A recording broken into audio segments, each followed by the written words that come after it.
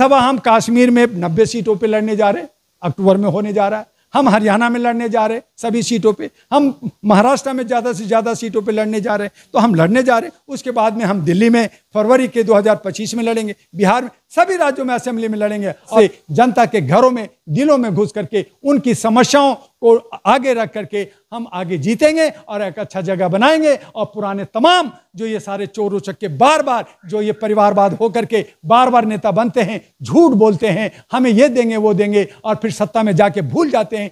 हम शपथ पत्र एफिडेविट भरेंगे सुप्रीम कोर्ट से, इलेक्शन कमीशन से कि अगर हमारी पार्टी ये पूरा नहीं करती तो उसकी चल अचल संपत्ति जब्त होगी, उसकी सदस्यता खत्म होगी और आजीवन जो उम्मीदवार है वो खड़ा नहीं होगा।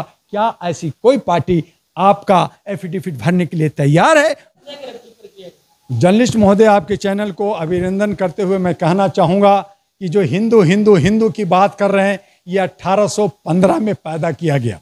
उससे पहले हिंदू शब्द नहीं, हिंदू कोश में नहीं, हिंदू किसी धर्म के ग्रंथ में नहीं, ये बनाया गया। क्यों बनाया गया? ताकि हम दलित और शोषित को, जो हम क्षुद्र कहते हैं, उनको हम पोषित करें, उनका हम हक ले लें, उनका हम वोट ले लें और हम हिंदू के नाम पे, ध्रुवीकरण करके नाम पे हम सत्ता करें, हम जो है शासन करें। तो इस तरह का ये धार्मिक उन्माद फैलाने के लिए ये हिंदुस्तान के अंदर जो हिंदू मुस्लिम किया गया, जब देखा कि हिंदू की कार्ड नहीं चल रहा, हमारा राम का कार्ड नहीं चल रहा, हमारा कृष्ण का कार्ड नहीं चल रहा, हमारा बाकी कार्ड फेल हो रहा है, तो फिर इन्होंने हिंदू मुस्लिम का किया। लेकिन देखिए कि मुस्लिम जो भी भारत के अंदर है वो कन्वर्टेड है, सुन्नी मुस्लिम है, यानी कि पहले वो दलित, शोषित और हिंदू या सनातनी थे जो त्रस्त होकर के, जो अपने ऊपर जुल्म था, उस जुल्म से बाहर निकलने के लिए वो मुसलमान बना, वो क्रिश्चियन बना। ओवरऑल आपके आरएसएस ने कहा, भागवत मोहन जी ने कहा कि यहाँ हिंदुस्तान में चाहे वो मुसलमान है चाहे क्रिश्चियन है, सभी भारतीय है और भारतीय होने के नाते पे आज कोई बात नहीं कर रहा है। और इसीलिए डॉक्टर दुआ ने 1986 से लगातार मानवाधिकार के लिए काम किया, करोड़ों लोगों को जोड़ा, 800 सेंटर्स बनाया, पूरे भारत और विदेशों में काम किया और अब 2009 में Ahra National Party, All India Human Rights National Party को हम लोग प्रतिष्ठापित किया। और उसको आगे इसलिए नहीं बढ़ाया कि लोग जो है अच्छे काम कर रहे हैं, जनता दल आया, आम आदमी आया, बहुत सारे आए कि अच्छा काम करेंगे, हमने साथ दिया, लेकिन ये सब चोर चोर मौसेरे भाई निकले। तब हिंदुत्व का समर्थन करती है? अहरा नेशनल पार्टी मानवता का समर्थन करती है, इंसानियत का समर्थन करती है, ह्यूमैनिटी की समर्थन करती है। ये जात और पात और धर्म और ऊंच नीच से हट कर करके एक मानव को मानव समझती है। और जो लोग मानव के विरोधी हैं, जो धर्म की खाली बात करते हैं, वो आस्था हमारे घर का है, दिल का है। हिंदुस्तान में रहना तो जय श्री राम बोलना पड़ेगा, फिर आपकी पार्टी कैसे आगे बढ़ेगी? देखिए, फिर वही बात हुई ना कि बीजेपी जय श्री राम यानी कि वो एक पक्ष ले रही है। अगर जय श्री राम है तो जय श्री कृष्ण भी, जय राधा भी, जय सीता भी हमें कहना पड़ेगा। हमें यहाँ पे अल्लाह भी है, यहाँ पे जो है क्रिश्चियन भी है, यहाँ पे जो है वाहे गुरु भी, गुरु नानक भी है। तो आप इस तरह से बांट करके देश को बांट रहे हैं, समाज को बांट रहे हैं, हमारी जनता को तो क्या कैसे बात, अरे कहने क्या बात करते हैं? ये जो हिंदू मुस्लिम, ये जो बात, ये जो जय श्री राम की नारा दीजिए, आप जो है हमारा तिरंगा का अपमान करते हुए आप जो है भगवा झंडा फहराइए, ये बांटने की बात नहीं कर रहे। आपको दिखता नहीं है क्या? ये सामने समाज में, गलियों में, मोहल्लों में आपको दिखता नहीं है क्या? ये जनता को अंधा बनाना चाहते हैं, आप इसको बेहोश करना चाहते हैं, आप इसको बेवकूफ बनाना चाहते हैं कि ताली बजाओगे, थाली बजाओगे तो कोरोना खत्म हो जाएगा। हमने कह दिया 2 करोड़ रोजगार देंगे, हमने कह दिया महिलाओं की सुरक्षा दे दी, हो गया चुनाव के वक्त। कौन सा हिंदू राष्ट्र? क्या पहले हिंदू राष्ट्र 1815 के बाद हिंदू राष्ट्र नहीं रहा? क्या देश आजाद हुआ और हम जो रह रहे हैं हम हिंदू राष्ट्र में नहीं रह रहे हैं?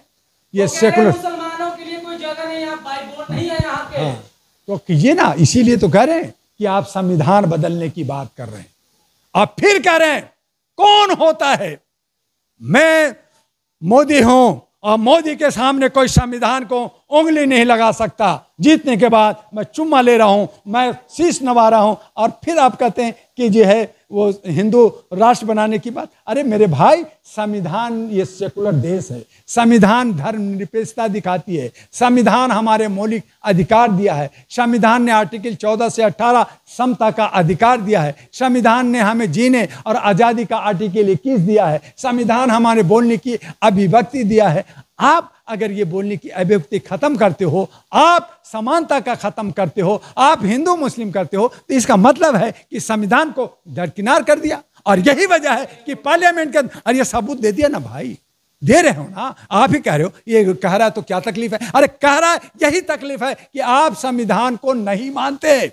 आपने पार्लियामेंट के अंदर से बाबा अम्बेडकर की मूर्ति हटा दिया, साहूराम की मूर्ति हटा दिया, गांधी जी की हटा दिया, आप वहां वीर सावरकर का और गोडसे का लगाओगे। आपने पार्लियामेंट के अंदर सत्यमेव जयते अशोक की मूर्ति हटा दिया, सत्यमेव जयते हटा दिया, आपने वहां संगूर डाल दिया। संगूर के मतलब होता है राजदंड, जो बुढ़े लोग राजा लोग डंडा लेके चलते थे, कुत्ते बिल्ली को मारते थे, लोगों को मारते थे। तो हम कुत्ते बिल्ली हो गए कि आप डंडे से मार करके राज करोगे? संविधान नहीं है क्या? कानून नहीं है क्या? कानून दो बना दिया। वीआईपी कल्चर अलग है, गरीबों के लिए अलग है। आपके लिए 2 बजे रात में कोर्ट खुलेगी, 10 बजे रात में कोर्ट खुलेगी, और जनता जो है, जो टमाटर चोरी किया है, ये थोड़ा सा कुछ गलत किया है, उसको 6-6 महीना 1-1 साल आप जेल में रखोगे, उनको जो ट्रायल में रखोगे, और बाकी को छोड़ोगे, बाकी को मोड़ोगे, बाकी को तोड़ोगे। तो यही राजनीतिक है क्या? कहीं यही लोकतंत्र की मांग है क्या? तो इसीलिए आहरा नेशनल पार्टी इन तमाम चीज को हटाएगा, व्यवस्था बदलेगा, कानून बदलेगा, जिसमें हमारा संविधान की मांग होगी, और हम जो है इलेक्शन कमीशन को सुधारेंगे, आपका जो है न्यायपालिका के सुधारेंगे। न्यायपालिका के अंदर अभी भी अंग्रेजों का राज चल रहा है, वहां हिंदी नहीं अंग्रेजी चलता है, वहां माइलॉट चलता है। इस तमाम चीजों को खत्म किया जाएगा, और यहां मानवता को ला करके आहरा नेशनल पार्टी जो आपके हक अधिकार देगा, रोजगार देगा, शिक्षा देगा, सामाजिक भागीदारी देगा, सुरक्षा देगा, महिलाओं की भागीदारी देगा, और स्थानीय तमाम समस्याओं का समाधान अपनी आपसी सलाह मशवरा से पूरा करेगा। बीजेपी इतनी बड़ी पार्टी, आपकी आहरा पार्टी इतनी छोटी, कैसे कब टक्कर दे पाई? राजनीतिक महोदय आज बड़ी पार्टी हो गई। काहे को बड़ी पार्टी? 2014 से पहले बड़ी थी, कहां थी बीजेपी? आज जो है 10 साल से बन गई तो बड़ी पार्टी हो गया। चोरी कर करके, डकैती कर करके, चंदा ले करके, झूठ बोल करके, बेरोजगारी बढ़ा करके, शिक्षा में पैसा खा करके, कोरोना में पैसा खा करके अब बड़ी पार्टी हो गई। बड़ी पार्टी हो गई तो क्या बाकी 1947 से कांग्रेस और बाकी सारी पार्टियां, वो पार्टियां नहीं रही क्या? और पार्टियां नहीं बन सकती? आज हमारे भारत के अंदर 3,500 पार्टियां हैं। 2024 में 715 पार्टियां लड़ी, 8,363 उम्मीदवार खड़ा थे। क्या वो योग्य नहीं थे?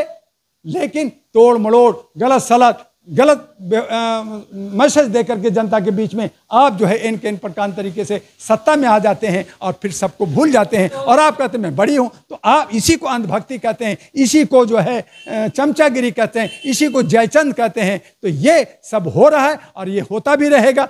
जब तक होगा तब तक हम कुचले जाएंगे, मारे जाएंगे। के लोकसभा चुनाव में आहरा पार्टी टक्कर दे सकती है? ये हो सकता है 2029 से पहले ही हो जाए, मध्यावधि चुनाव हो जाए, सरकार गिर जाए, कुछ भी हो सकता है।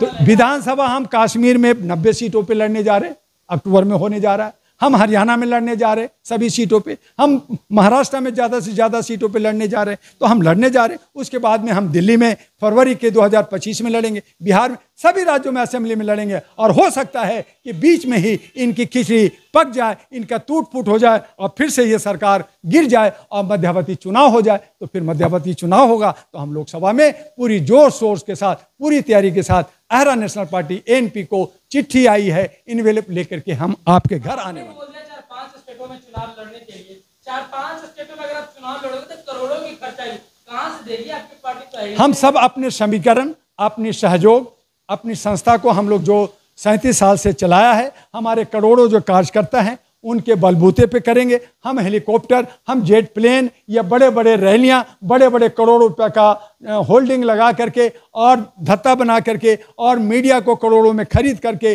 गोदी मीडिया के सहारे नहीं, बल्कि जनता के विश्वास से, महिलाओं के, युवाओं के विश्वास से, जनता के घरों में, दिलों में घुस करके उनकी समस्याओं को आगे रख करके हम आगे जीतेंगे और एक अच्छा जगह बनाएंगे। और पुराने तमाम जो ये सारे चोर उचक्के बार बार जो ये परिवारवाद होकर के बार बार नेता बनते हैं, झूठ बोलते हैं, हमें ये देंगे वो देंगे और फिर सत्ता में जाके भूल जाते हैं, इनको हमें हराना, हम बखूबी हम अपने दिल से रहें। आपने आइरा पार्टी की जिक्र बार-बार कर रहे हो, आपकी पार्टी में महिलाओं और किन्नरों के लिए कितना परसेंटेज जगह है? देखिए, हम लोग पूरी कोशिश कर रहे हैं कि आइरा नेशनल पार्टी में हमारी महिलाओं की 50% की भागीदारी हो और पुरुषों की 50% हो। उसके अंदर फिर विकलांग आते हैं, किन्नर, थर्ड जेंडर आते हैं और सब आते हैं। उनके हिसाब से जैसे जैसे जहाँ जहाँ हमें सहयोग और सपोर्ट मिलेगा, जैसे जैसे हमारे कैंडिडेट मिलेंगे, उनको वो जगह दी जाएगी और उसके लिए हम लोग उस पर काम कर रहे हैं। रही बात कि हमारा उद्देश्य,